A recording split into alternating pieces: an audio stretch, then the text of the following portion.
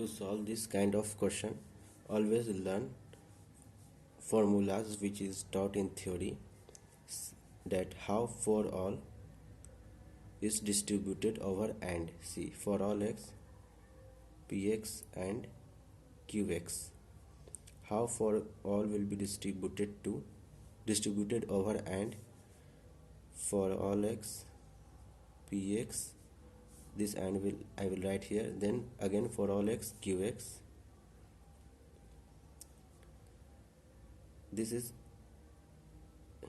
equivalent, that is this by imply this.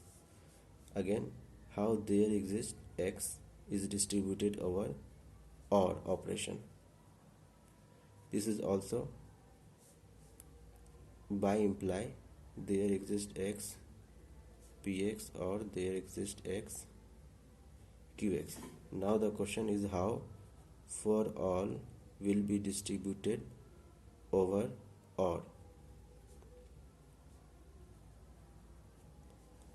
Again for all will goes to both for all px or for all qx.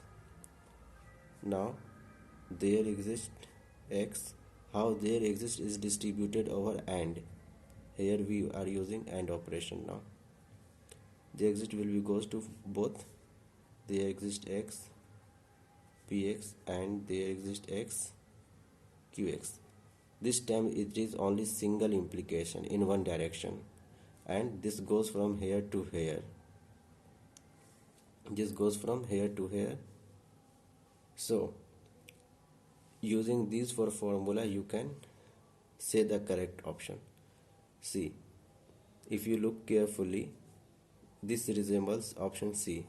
Question is asking which is not valid, not which is valid, which is incorrect. So C is correct according to this formula, B is correct according to this formula. If you look at option A carefully, here it is used P imply Q, not P or Q. This part has been broken down using this formula and it is written here. See carefully. And not before this for all is transferred from this place to this place. So both are equal, hence formula A is also valid. B is also valid as per the formula shown below. C is also valid.